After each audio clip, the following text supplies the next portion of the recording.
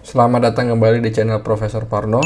Di video kali ini gue bakal menjelaskan ke kalian tentang bagaimana caranya melakukan data pre-processing atau biasa disebut dengan bagaimana mengelola data sebelum data tersebut dilakukan analisa atau sebelum dilakukan teknik-teknik data mining maupun machine learning.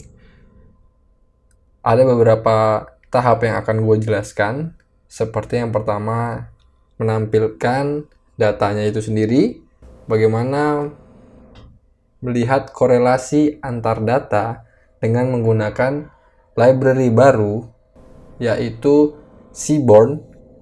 Dilanjutkan dengan bagaimana caranya membagi data antara fitur yang independen dan fitur yang dependent.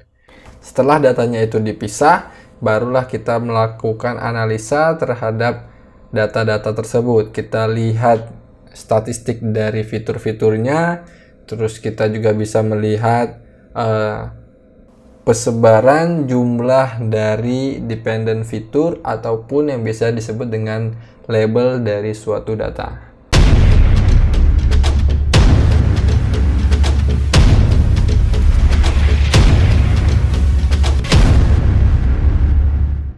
Langsung ke pembahasan yang pertama. Di video kali ini gue bakal memperkenalkan kalian tentang sebuah library baru yaitu Seaborn. Dimana si Seaborn ini merupakan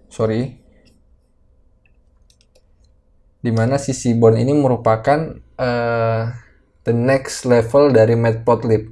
Dan untuk pada video kali ini gue bakal menggunakan data yang sangat umum digunakan sebagai contoh untuk mempelajari machine learning, yaitu adalah data iris. Data iris ini digunakan untuk melakukan prediksi atau pengelompokan atau biasa disebut dengan kategorisasi terhadap spesies apa si bunga ini berdasarkan fitur-fitur di independen yang ada.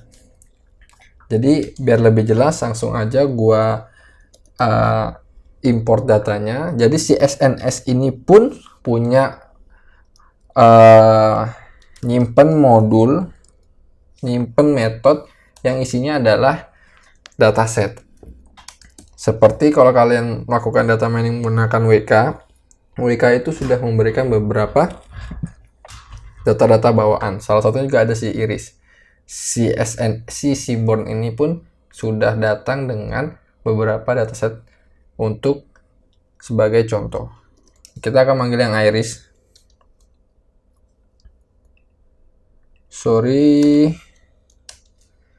Nah, di sini gue memasukkan variabel iris dengan data dari iris. Kita baca datanya, karena datanya itu banyak, jadi kita print saja 10 data pertama menggunakan metode head. Nah, di sini terlihat jelas bahwa si data iris ini punya fitur independen atau fitur yang tidak berpengaruh satu sama lain.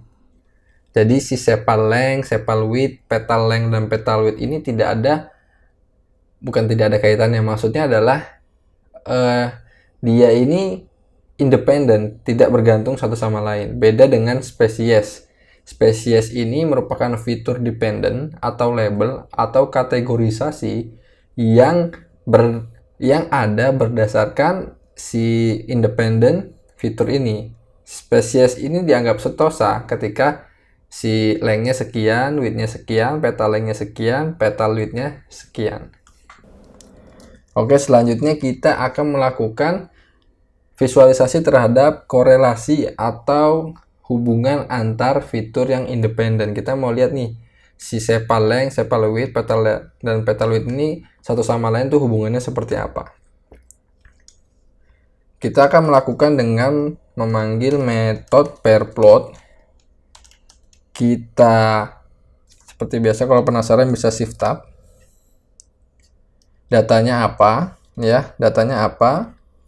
Datanya di sini jelas adalah iris. Setelah itu kita masukin eh, si hue-nya itu adalah di dependent fiturnya, yaitu spesies. Jadi spesies ini nanti yang tidak dimasukkan di data visualisasinya, karena data-data dari si fitur independennya itu akan kita lihat korelasinya dihubungkan dengan si spesies.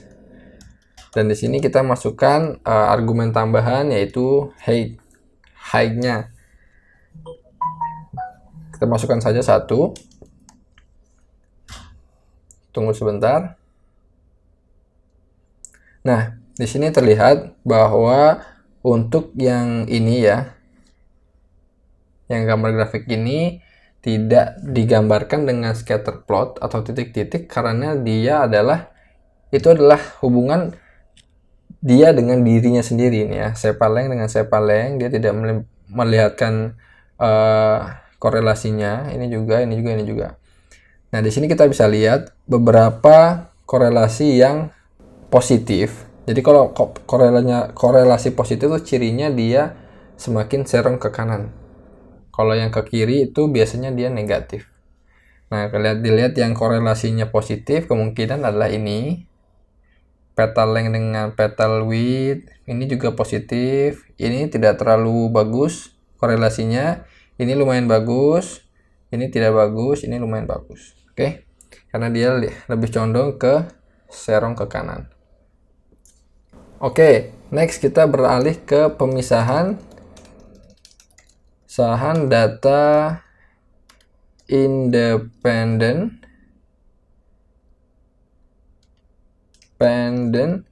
dengan yang dependent. Jadi kita karena ini kan masih jadi satu nih, di iris kita perlu memisahkan yang mana yang fitur independen, data independen, dan mana yang dependent atau labelnya. Jadi kita akan misahin dengan X dan Y, karena best practice-nya seperti itu. Y itu merupakan kategorisasi ataupun label dari suatu data. Y kita masukkan datanya, yaitu iris. Nah, karena iris ini adalah semua, kita mau si spesies ini nggak masuk, karena spesies ini merupakan fitur dependent atau labelnya. Jadi kita drop aja, dan kita pilih yang si spesies axis sama dengan 1. Sudah? Nah, sekarang giliran yang Y. Tapi sebelum itu, kalau kalian mau baca nilainya, kalian boleh lihat di sini, cek aja. Nah, jadi si X ini adalah seluruh data kecuali kolom si spesies. Karena si spesies ini akan kita pisahkan dan nanti akan kita jadikan acuan untuk melatih pemodelan yang akan kita buat. Tapi untuk video kali ini gue nggak akan sampai ke pemodelannya dulu. Next, gue mau ambil Y-nya atau labelnya atau dependent fiturnya. Karena tadi irisnya udah di drop, X menjadi X. Y-nya ini kita langsung aja sebut dia adalah spesies. Kalian penasaran? Cek dulu. Nah, di sini kalian bisa lihat ada setosa, ada virginica. Sebenarnya ada 3. Kalau kalian slicing di sini, misalnya di tengah-tengah lah, 75 deh. 75 sampai 100. Mungkin keluar. Nah, versi color. Jadi ada 3 ya. Ada si setosa, ada virginica, sama versi color. Nah, datanya sudah terpisah. Nah, ada lagi, semisal kalian butuh data statistik.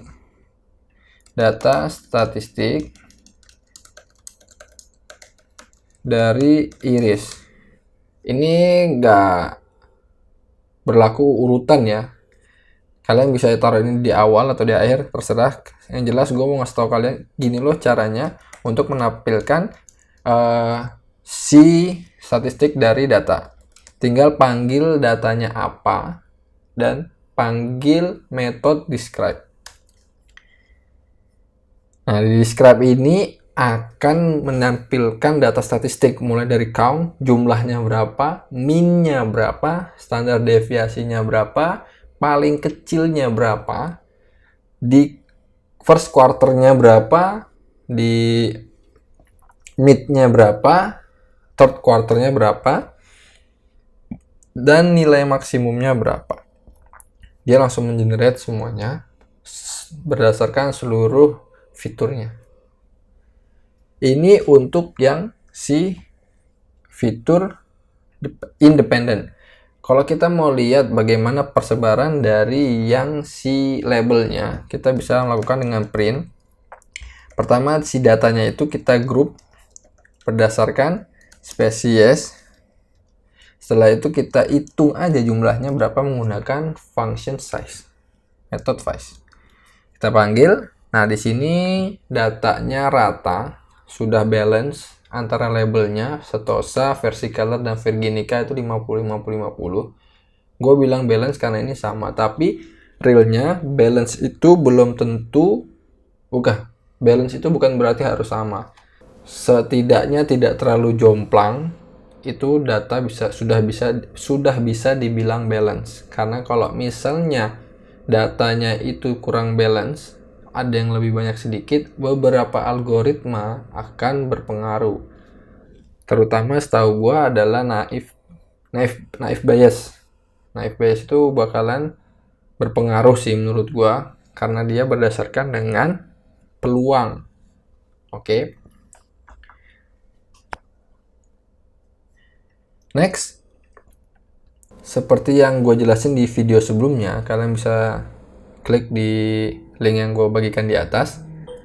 Di video sebelumnya gue menjelaskan bahwa ada salah satu bentuk visualisasi yang bagus banget buat melihat persebaran data, yaitu histogram. Di sini bakal gue praktekkan. Yang pertama gue panggil dulu matplotlib-nya, karena matplotlib ini belum gue panggil di sini. Gue panggil splt. Kita tinggal plt his dan masukin datanya aja, iris yang spesies. Ini mestinya dia menampilkan histogram dari datanya. Oke. Nah, di sini kelihatan rata 50-50 dan 50. Oke ya, cukup jelas. Oke, mungkin cukup dulu untuk video kali ini. Gua batasi untuk video kali ini sampai ke data preprocessing. Sebenarnya data preprocessing masih banyak banget, tapi beberapa udah gue jelaskan di sini. Kalian bisa eksplorasi banyak banget sumber-sumber di buku maupun di internet untuk melakukan data preprocessing. Karena pada dasarnya data mining, data science itu lebih besar presentasinya saat diproses data preprocessing. Karena di situ ada balancing data, ada handling missing value. Nah, missing value belum gue bahas. Bagaimana kita menghandle data-data yang kosong. Kebetulan iris ini tidak ada data yang kosong karena dia sudah terisi semua. Terus bagaimana kita merubah data yang tidak numerik menjadi numerik. Karena data nominal tidak bisa kita proses menggunakan fungsi matematika. Terus bagaimana kita melakukan fitur scaling. Misalnya ketika ada angka range 1 sampai 10, terus ada data yang range-nya besar, misalnya harga yang range-nya dari ribuan sampai ratusan ribu atau bahkan jutaan, itu tidak akan seimbang saat dimasukkan ke dalam fungsi matematika. Kita perlu melakukan fitur scaling terhadap data tersebut. Masih banyak yang bakal gue pelajari, yang bakalan gue bahas di channel Profesor Parno. So, keep watching Profesor Parno dan jangan lupa untuk like, komen, dan subscribe channel Profesor Parno dan klik tombol loncengnya supaya kalian mendapatkan informasi terkait dengan video-video terbaru dari Profesor Parno. Thank you for watching and see you in the next video.